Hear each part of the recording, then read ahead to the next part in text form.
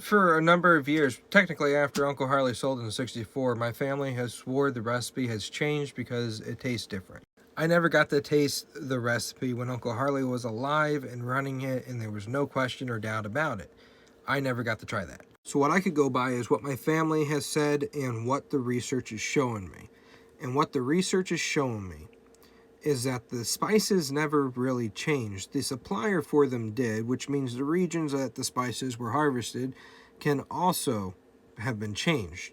And some people are picky, and I know I'm picky, and if you don't get it from the right place, it doesn't taste the same as, like, sage in one place will taste different than sage in another place.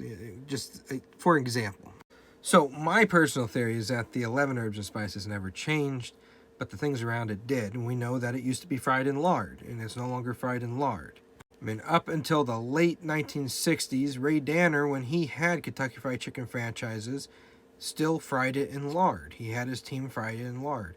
Uncle Harley fried it in lard and vegetable oil. You could read about both of those on, I think it's either his autobiography or a Wikipedia page. One of those two things I read that on. Now, in the 1970s, they started changing from using lard to just oil. I think it did just change to vegetable oil.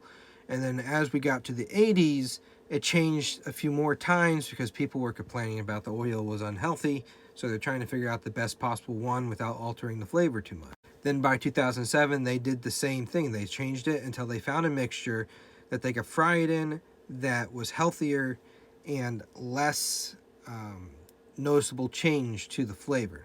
And somebody sent me an image back when I was using Twitter, and I'll show you that here. They said they work at a Kentucky Fried Chicken, and this is what they use. Canola frying oil blend. And you can read the ingredients there. I don't know if this is actually what they use. I don't see any real Kentucky Fried Chicken labelings on it, so I don't know. This is just what a employee allegedly said Kentucky Fried Chicken uses at their location.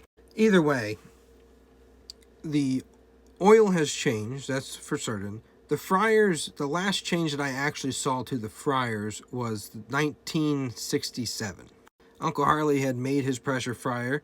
He got a patent for it in 1966 after he sold out of Kentucky Fried Chicken. 1967, after KFC already had an agreement with the current supplier of his fryers, he got in contact with Winston Industries, and they improved the fryers. Now, I don't know if it actually made it longer to fry. I know now it's like 14 and a half minutes. It used to be 6.5 minutes with his design.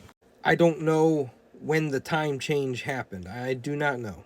I've just been following the research, and as I learn more, things start changing, and my official statement has changed several times on this. Anyways, 1967, for a fact, Winston Industries got involved with making the, I think it's called the Catchmatronic or Catchmatic pressure fryer system. They took his design and they made it to where it fixed the shortening issue. It catched the cracklings at the bottom, and then they would make the gravy from that. And I believe that's what they use today. I don't know if it's a more modernized version or if that is the modernized version. So the suppliers changed. You had Sexton and Stange. You had the Colonel's family who supplied it first, Sexton and Stange next, and then you had Griffith Laboratories and McCormick. And there's more things in between there. Uncle Harley even went to Mary & Kay Spices and had them make 99X. There's this whole thing. And 99X is what the Claudia Sanders Dinner House uses. They actually use Chicken Seasoning Plus, and they say it's Claudia's recipe, but Chicken Seasoning Plus is 99X. You can buy both of them from Mary & Kay. And 99X is the recipe that Uncle Harley made. Chicken Seasoning Plus is 99X plus salt. That's the only difference. It has more salt in it. And if nobody believes me on this stuff, go look it up. This is all facts. You can verify it. So we know the timing changed. We know that in 67, the fryers changed for a good reason. There's actually a very educational video on my YouTube. I believe it's 20 minutes long, going into the Winston Industries fryers and their history with Uncle Harley and how the fryers today have become. Because my ignorant self, before I knew about that, just knew Uncle Harley's pressure fryer and that there were new ones today, and I didn't know that Uncle Harley had a hand in designing the newer ones. Now I do. I am more educated on it. Okay, repeating myself again.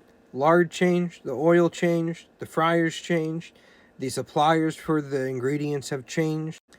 The flours changed. It used to be cake flour. Now they just use this. They use this, which is not cake flour. Now, Uncle Harley was very critical about the flour being cake flour. He said it needed to be what he wanted it to be, otherwise it depreciated the value of his product. So when in 64, Brown and Massey did cut corners, and they did change things. They changed the flour, they changed the ingredients amounts, they were cutting corners to make it cheaper for production. Uncle Harley threw a fit over this, and by the end of Brown's rule over it, because Jack C. Massey resigned, Governor John Y. Brown Jr. gave Uncle Harley more power and control over the quality of the food, and that's why you remember near the 70s it being better than what you remember probably in the 80s or 90s, and even in the 90s it was better than what people remember today, according to other reviews. Uncle Harley wasn't just a spokesperson, he also served on the board of directors for Kentucky Fried Chicken. That's another thing I didn't know until a few weeks ago when I was doing more research. So when Uncle Harley died, there was nobody to go around making sure things were done his exact way. There was no way anybody in the family or anyone else was going to have the authority to go into a restaurant, start throwing things in the trash and telling them, you need to use this is better. Uncle Harley did it because who's going to tell Colonel Sanders no? I acknowledge as we move forward, things change, and there's so many customers that they have to make things more faster. There's no way we could do it exactly the way Uncle Harley wanted to do it and be productive enough to serve the customers. However, I believe if we're going to be that fast in production, that we also need to make sure that the quality is top notch.